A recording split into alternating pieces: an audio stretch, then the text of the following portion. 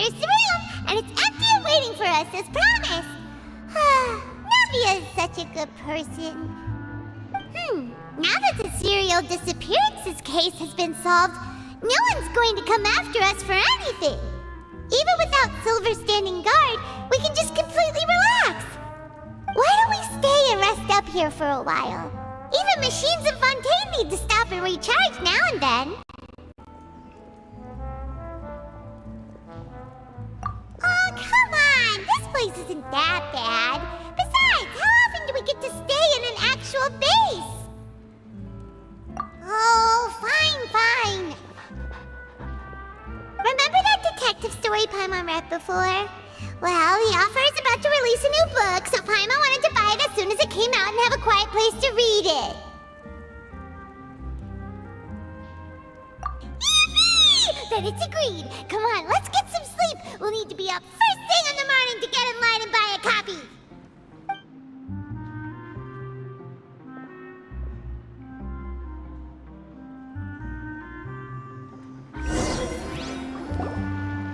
Paimon didn't expect that style at all. Even though it's a detective novel, it's also like a social documentary. Whew, it's actually pretty good.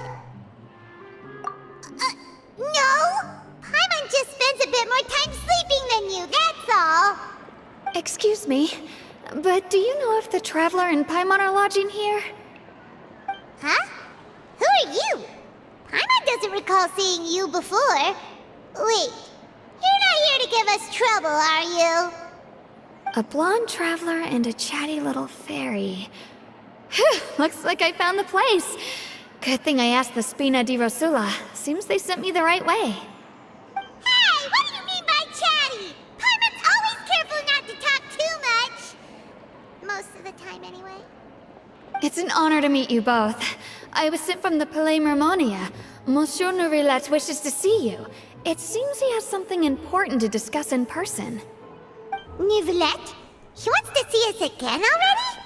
Huh. We talked so much the last time we met. Has something happened since then? I am not privy to the details. It would be best if you came to the Palais Mermonia and asked Monsieur Nourilette in person. If you say so, but Paimon has a bad feeling about this. Now that I've delivered the message, I'll take my leave. Thanks!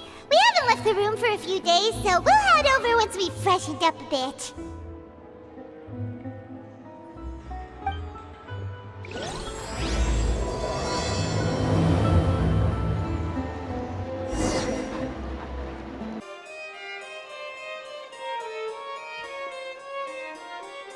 Nourilette! We're here! Did you want to see us about something? Huh? Why were you just standing there? You daydreaming or thinking something over? Yes, I did send someone to fetch you. But as for what I'd like to discuss next, well, I still have some reservations. Given that we've already made the trip here, you should just tell us. Bet you need us to help you with something, right? I do indeed have something I'd like to ask you to do. However, you should wait until after I tell you the details, then decide for yourselves whether you'd like to help or not. The situation is this. It has come to my attention that the Snezhnayan Harbinger known as the Knave wants a diplomatic meeting with you, correct? I heard that she was originally from Fontaine, but for her to suddenly arrive here and abruptly request such a meeting like this, I sincerely advise you to refuse her invitation outright.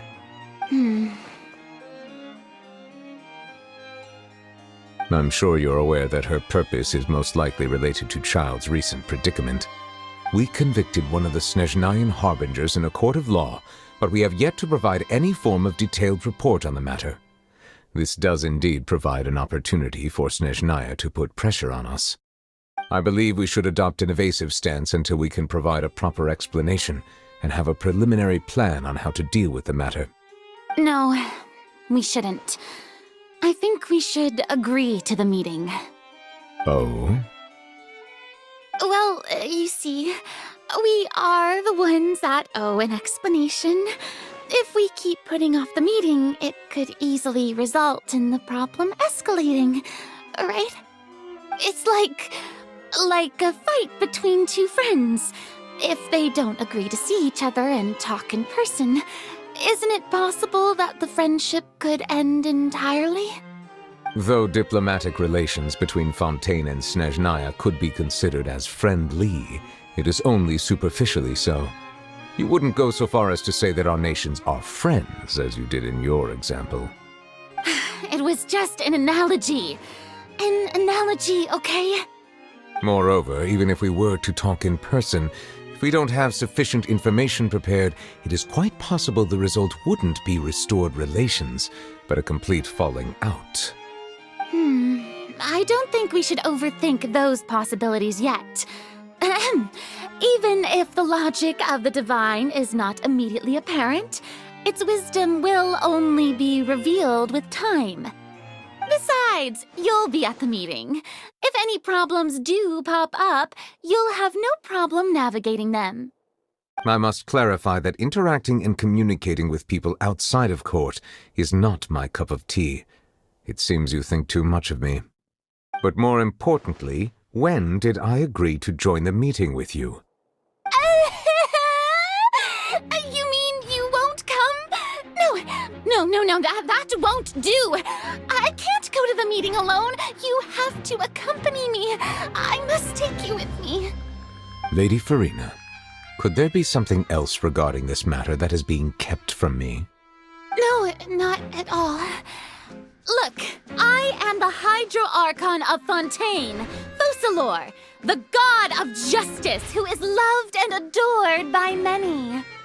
So I only hope that justice will be served in this matter. Don't overthink it. I'll go find someone to arrange the meeting.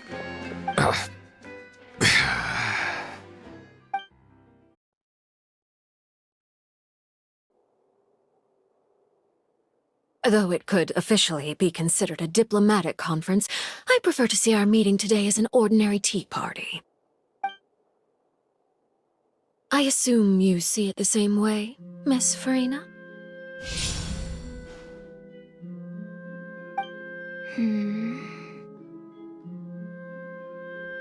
Lady Farina? Yes, that's right. Just like you said, a tea party. I should thank you for providing the pastries. They look delectable. To make this tea party even more lively, I've invited someone else to join us today. It's a pleasure to meet you, Monsieur Neuvillette. I was born in Fontaine, so naturally, there's no need to introduce the nation's revered Eudex to me. Hello. The pleasure is also mine. First, I would like to thank the two of you. I'm often away on business outside of Fontaine, and I'm told that the children of the House of the Hearth have been well taken care of by you. Oh, I'm not referring to when my children, Linny and Lynette, were falsely accused by you. Please don't misunderstand. The children of the House of the Hearth are often misunderstood, perhaps due to the reputation of the Fatui. There's no getting around that. All I meant to say is that Fontaine has been stable in recent years. The people are well off and the children lead happy, fulfilled lives.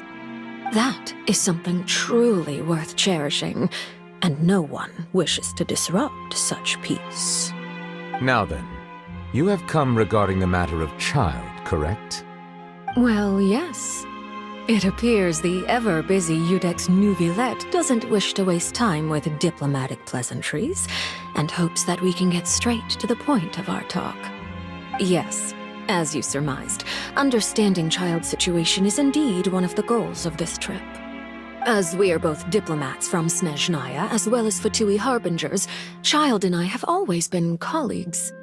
Were anything to happen in Fontaine, each of us would serve as the other's attorney to resolve the issue. So now, in my capacity as his attorney, I request that Child be turned over to Snezhnaya. We have a responsibility to cooperate with Fontaine and resolve what has happened to him together. The rules governing attorneys only apply before a trial has concluded.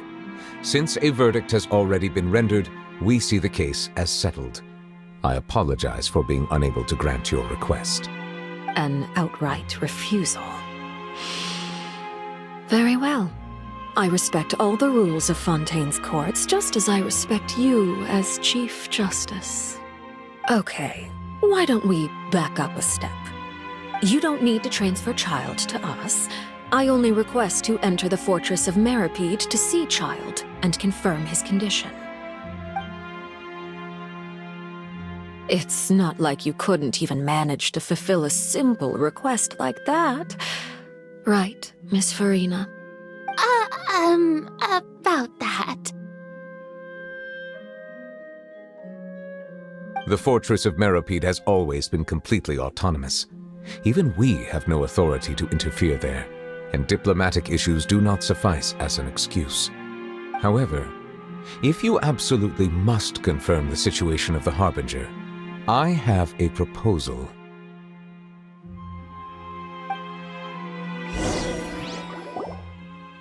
The knave showed up already? Well, Lenny did say that Father will be returning soon. We didn't even know that Lenny was from the House of the Hearth at the time, so we kinda overlooked that information. Yes, thank you for your kind advice. I'm well aware of the situation. I also noticed that Lady Farina acts a little odd and unnatural whenever I bring up matters related to the knave. Could the knave be threatening Lady Farina or something? If that were the case, then why wouldn't Lady Farina inform me? And what means could the knave possibly have to twist the arm of an Archon? So maybe that's not very likely. Even though Farina can act a little weird at times, she's still an Archon. In reality, this problem is even more thorny than it appears. According to reports from the Fortress of Meripede, Child recently disappeared under mysterious circumstances. The details are still unclear. We cannot rule out an escape, but there have also been no reports of him outside of the Fortress of Meripede. Special guards oversee the fortress, and its internal systems are extensive. Combined with the special characteristics of the surrounding terrain, an escape should not be possible. I suspect that there's something else behind Child's disappearance. I was only willing to share this information with you because you are friends of Child, and it is my duty to see justice done. So this is what you wanted to see us about before. Yes. I would like you to go to the Fortress of Meripede and investigate Child's disappearance. This was my proposal during our meeting with the knave. Rather than allowing her to intervene, I offered to send someone to find out about Child's situation and report back to her in detail. The knave did not seem satisfied by my proposal, but she still agreed to go along with it for the time being. Her words were, "We will talk more once we have that report." So that means we bought ourselves some time.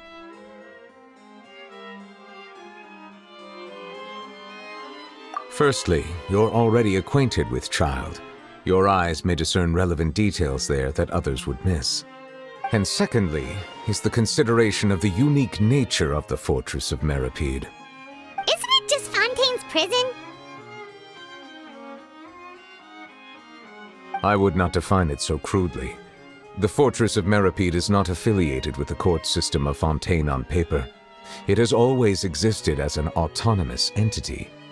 Early in Fontaine's history, criminals were punished with exile, not imprisonment. Even today, sentences against convicted criminals still include exile, just as before. The Fortress of Meripede may seem like a prison, but it should in fact be regarded as a gathering place for exiles. All we do is dispatch guards to keep watch and help maintain security, but we have no right to get involved with any other matters. Although I do have a personal relationship with the administrator there, neither myself nor the courts have the right to be directly involved with the investigation, no matter how serious the grounds. Oh, Paimon gets it now. That's why you need us to conduct our own investigation as a third party, right? Correct. I will arrange false charges against you so that you may secretly investigate inside the fortress during your detention. This will save us a lot of unnecessary trouble. So, are you two willing to accept my proposal? Yeah, no matter how you look at it, it seems we're the best choice. Alright, we hereby accept this difficult task. Reluctantly. You two have my sincere thanks. This matter is of critical importance to Fontaine's current situation. Also, I hope that both of you can keep this operation a secret. We will rendezvous at the Fortress of Merope's entrance on Irenaeus once you've prepared yourselves. I will arrange for someone to take you inside. Prepared ourselves? Is there something we need to prepare? Perhaps you could enjoy a good meal and have a nice bath. I'm afraid that living conditions inside the fortress are nothing like those on the outside world. Oh, right! Even though we'll be there on trumped-up charges, we'll be in prison for real. On second thought, is it too late to back out?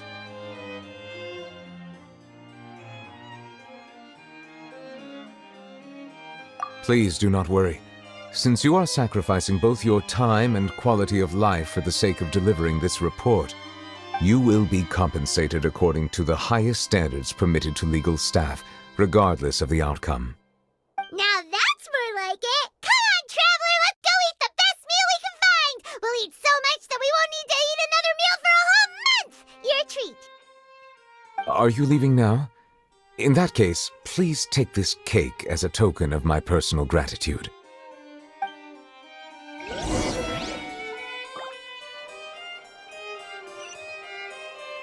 Oh, no need to thank me for it. Just be sure to enjoy it. I'll have that, and that! Oh, and one of those too! Ooh, and no Fanta, thank you!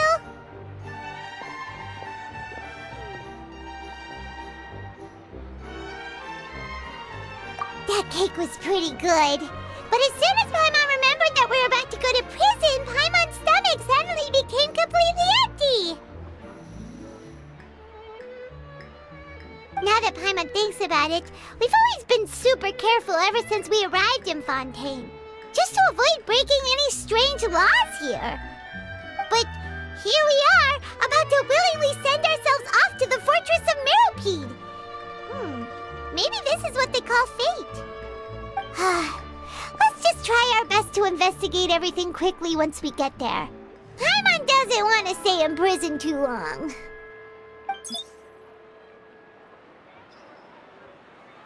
Oh, what is that I hear? Is it the taste of a breaking story? Hey! You can't hear a taste! And what are you doing here, Charlotte? Oh, don't remind me. I invited an eyewitness to a case to eat here, and I was planning to get some great material out of him. But he didn't even show up. Calm down, calm down. This is nothing new. As a journalist, you should be used to this by now. As long as you can score some juicy tidbits from the traveler, you might still be able to recover the cost of the meal. You know we can still hear you, Charlotte. Never mind. It's nothing. I just heard you mention the Fortress of Meropide. You didn't commit a crime, did you? Please tell me all about it. No way! We would never! We're just going there to...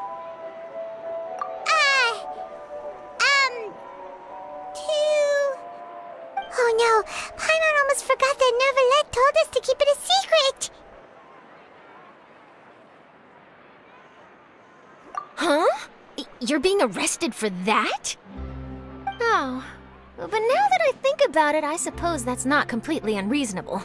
That's pretty despicable, almost as offensive as committing theft. You mean Paimon really did something that serious? Sorry, Paimon really messed up. Well, in that case, it's nothing particularly newsworthy after all. Oh, how disappointing. All right, there's still a chance. Since you're going to be at the Fortress of Meropide, would you be willing to help me gather some material for a story? About that,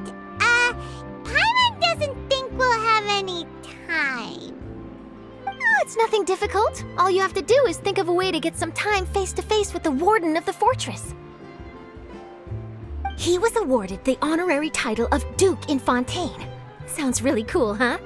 Only those who have made significant contributions to the nation have been conferred this title. It's incredibly rare. On top of that, the Fortress of Meripede has never been under the jurisdiction of the courts.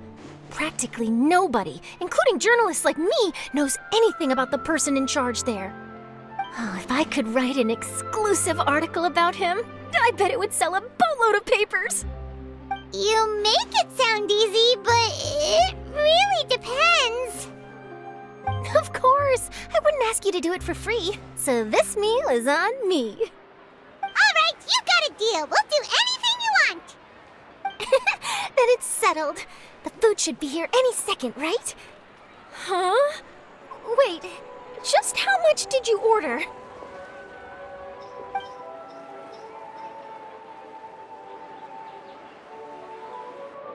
Oh, Paimon's so full. Well, guess we have nothing to regret now, so let's get going. Wait. Paimon just said something really ominous, didn't she?